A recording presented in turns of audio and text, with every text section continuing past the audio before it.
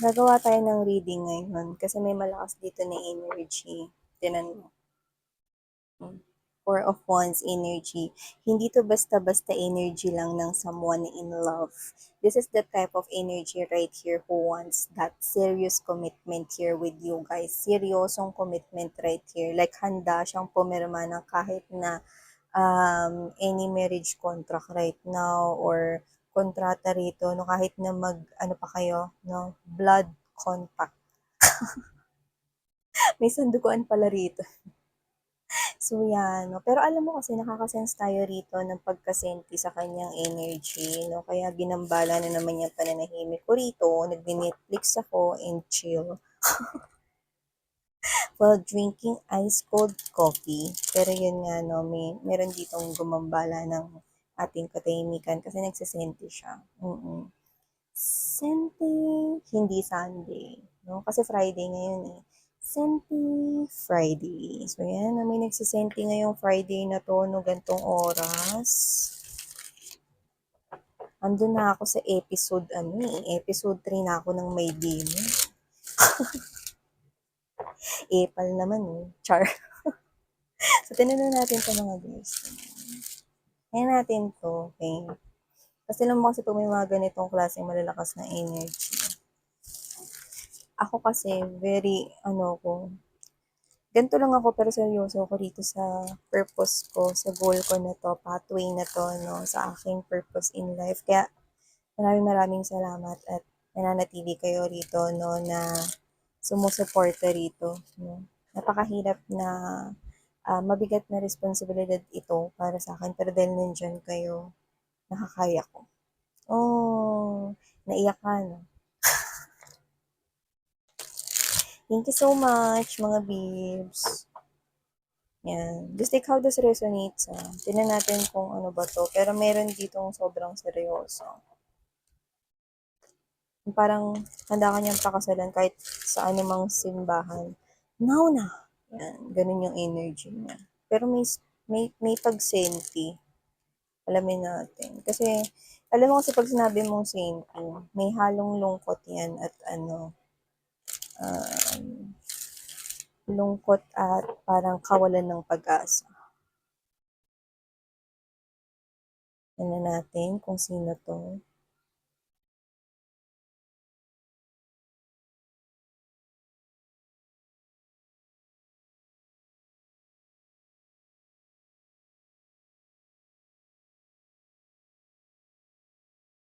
Naku.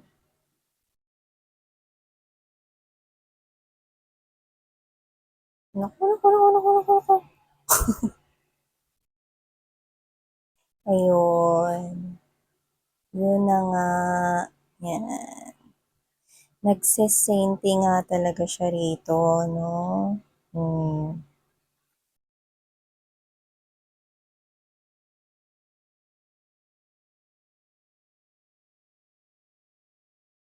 Okay. Ayun.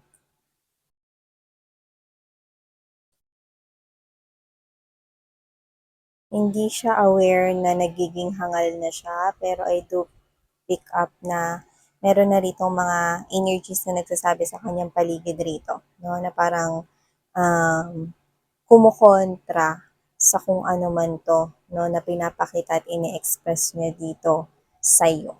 Yan, no?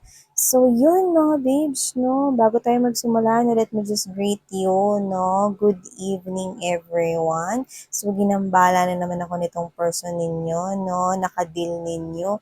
Whew! Nagambala na naman ang ating pananahimik dito, no? Sa inyo mga babes, na tayong gender here, babae, lalaki, LGBT, lahat kayo welcome. You can flip roles if you want, pero dito, hindi talaga ito ka-flip-flip, no? Pero bahala kayo dyan because it's general reading right here. I'm picking up right here that this is somewhat strong. This person is nagsisenti siya ngayon, no? Pero yun nga, hindi talaga natin to pwedeng tawaging senti Sunday kasi hindi naman Sunday ngayon. Senti Friday. So, yan mga babes na may nagsisenti rito, no, sa ganitong oras. Oo. So, yun nga, no, bago tayo magsimula, no, timeless din ito. Pero, yun nga, wala tayong time period dito. Pero nakikita ko na ito ay nangyayari ngayon. Mhm. It's coming in so strong. Or yung iba, no, ito ay isang prediction, no, na mangyayari, no, sa mga susunod na araw. Dito sa person na ito, nakadeal ninyo. So, I'm seeing right here that with this page of wands energy, lover's energy, ace of wands in there. Okay? Eight of Cups in reverse, Queen of Cups. Kung sino man to, I do pick up right here na nakuha ko na yung ganitong klase ng energy before. Yes, meron ding mga energies na nakuha ko ron no, sa ginawa natin na Senti Sunday. So yan, no, meron tayo nakuha ganun. Din dun sa energies na yon, pero just take how this resonates, no? So nakikita ko rito na kung sino to na dealing with you guys. Like literally, hindi nyo siya rito gusto. Meron kayo ritong ka-in relationship kung kayo ay may boyfriend, girlfriend right now, may asawa kayo, no? Future spouse or baka fiancé nyo na, no? Or baka boyfriend, girlfriend. Basta may kakunik kayo ngayon, yan, no? Itong person na to, no, is hindi siya tumitigil sa pagtingin sa iyo. Yan, yung iba naman, kung wala kayong boyfriend, girlfriend, asawa, or wala pa kayong fiancé right now, no? Pero meron kayong taong nagugustuhan, alam niya. Mm, yan. At nakikita ko rito, no, na nasasaktan siya rito, patuloy pa rin siya, no? Pero patuloy pa rin siya rito, no, na nagmamahal sa'yo. Yes, kaya nga sabi ko sa iyo, no, lumalabas rito na parang hibang or parang kahangalan na ito para sa mga energies na nakapaligid sa kanya, mga friends niya, ganun, family members na alam naman na may pagtangi siya sa iyo rito, no? At alam rin siguro ng mga ito na meron kang ibang nagugustuhan, no? Or yung iba sa inyo, may iba kayo rito kakonek, no?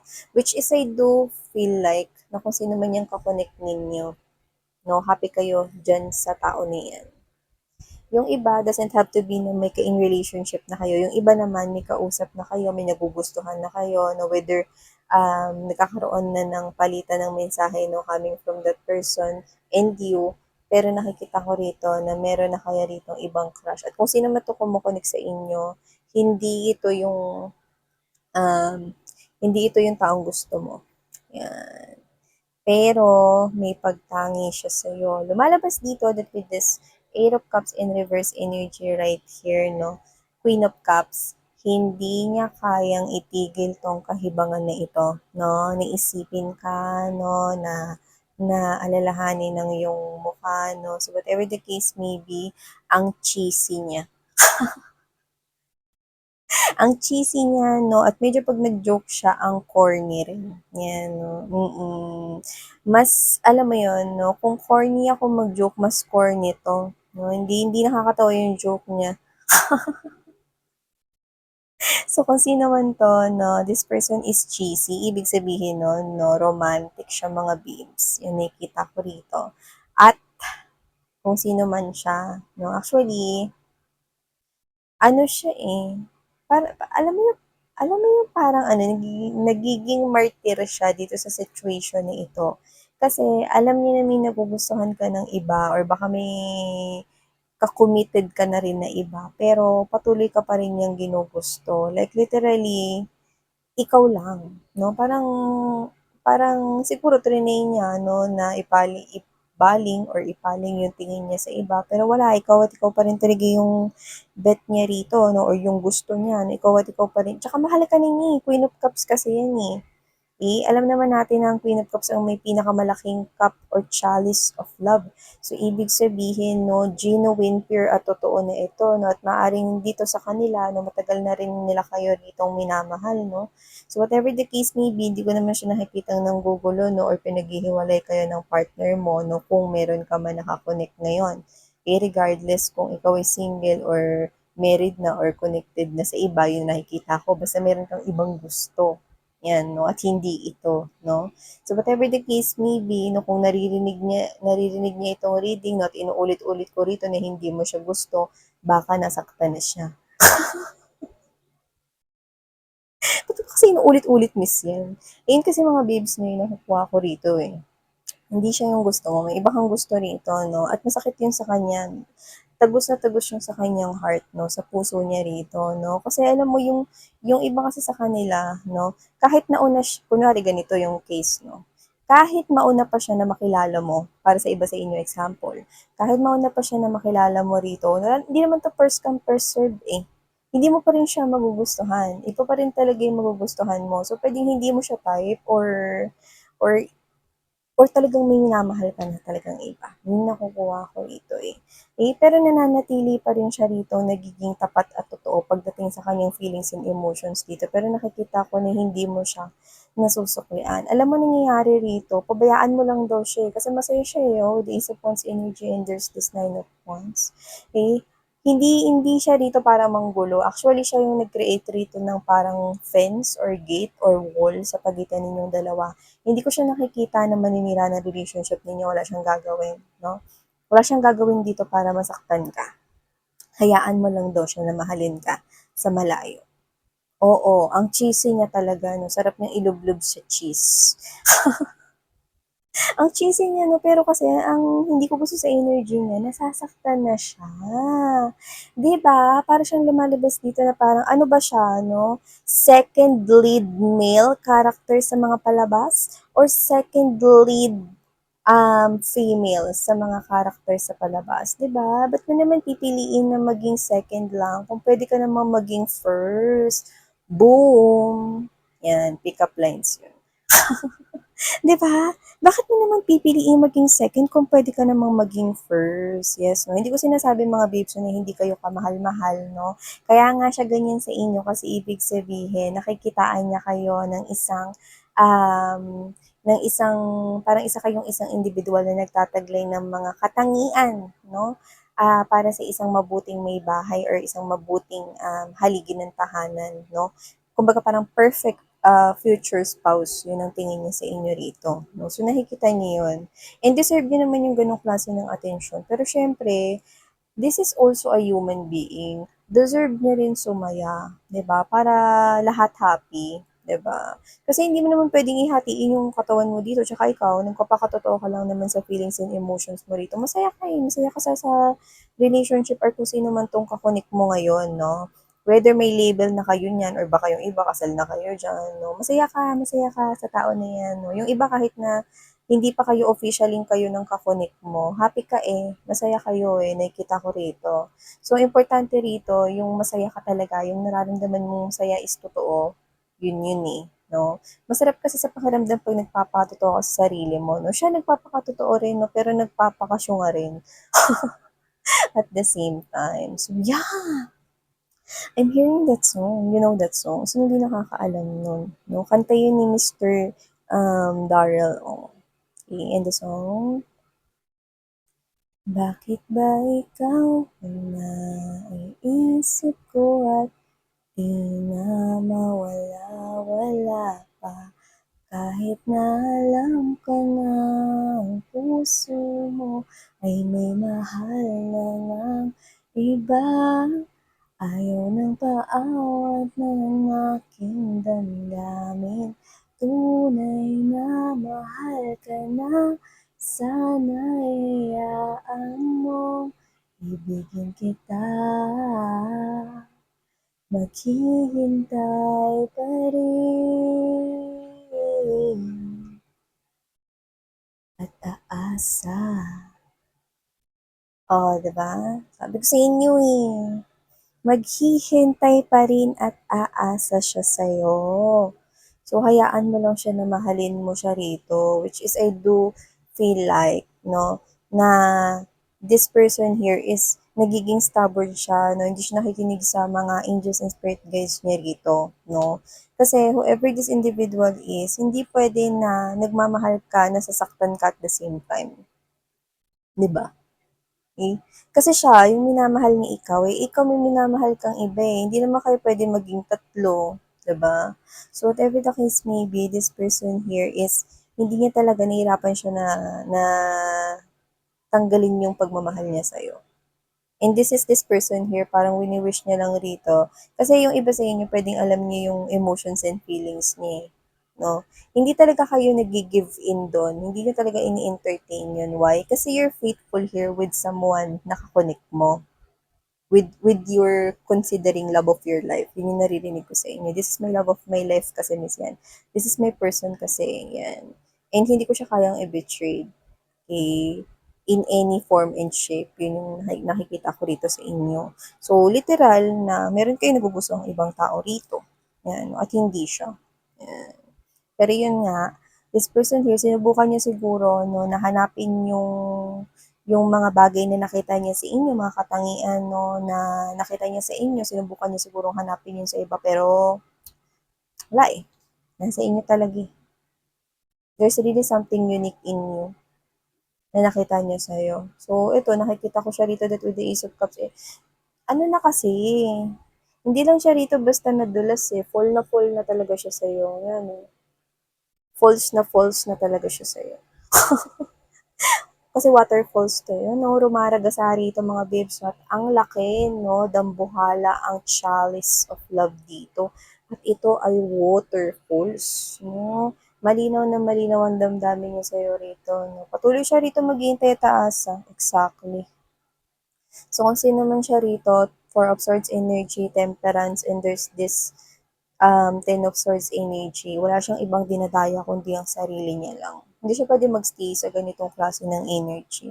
Okay? Alam mo, hindi siya nangingialam ng relationship mo with whoever it is that you love or kakonect mo ngayon, no? Pero, kumukonect siya sa energy mo, which is I do feel like na yung iba sa inyo, pwedeng namang problema rin kayo or parang kayo to na alam niyo sa sarili ninyo na hindi pwede may ibang taong nasasaktan ng ganyan, no? Ang toro yung haba ng hair. Pagupit ka bago mag-New Year. Sinikita ko rito, mga babes, no, na kung sino man to, yung iba sa inyo, nararamdaman nyo rin siya. Like, yung iba sa inyo, because this person's feelings for you is so strong, you also feel it. Mm-mm. O yung iba, na alam niyo yung damdamin niya for you, pero alam mo yun, parang sinabi niya sa inyo na okay lang kahit hindi mo ko mahalin, okay na sa akin yun, basta napapakita ko sa'yo na mahal kita yan. Siguro yung iba, baka katrabaho niya, tapos alam niya yung feelings niya sa inyo, and ikaw, no, as much as possible, ayaw mo yung ginagawa niya na gusto niya express sa'yo. Kunwari, no, alam niya na nga na meron ka ng ibang minamahal, no, binibigay niya pa rin yung kalahati ng twin pack ng ano, Nescafe. Hindi po ako endorser na yan, no? Example lang po yun. So, yan. Ikaw to na parang problema ka here, no? Na dapat hindi mo naman that pinoproblema, no? So, I'm also getting that. Okay. Actually, kailangan niya talaga rito na makita, no? Na kailangan niya rin ng tao na talagang deserve para sa kanya. Mm-mm. Kasi let's get straight to the point. Hindi ko nakikita na siya yung for you eh. Kung sino yung kakonect mo ngayon, dyan ko nakikita yung brighter future sa inyo. Kasi kung sino kakonect mo ngayon, tapos happy ka, tapos ramdam mo na parehas kayo ng feelings and emotions, like you're on the same page with that person. Definitely, yeah, may potential na maaaring kayong dalawa na nagkakonect mo. Pero ito, hindi siya yung nakalaan para sa'yo. Yan, no, yung may gusto sa'yo rito. Kaya siguro pinapatigil na tong pagiging martyr at kahibangan niya here sa inyo. Yes. So, yun nga mga babes, no? Okay, so yun nga na hindi ko nakikita na mawawala ang pagmamahal niya sa inyo ngayong Pasko at pagpasok ng New Year, kundi ito ay magpapatuloy pa rin hanggang sa susunod na taon. Ang lakas ng energy niya, hindi yan huhupa. Mm-hmm. So yes, no, ito mga babes no, ang nagpagulo ng ating matahimik na gabi. Thank you so much. Sarang Hayo Love and Light. Annyeong.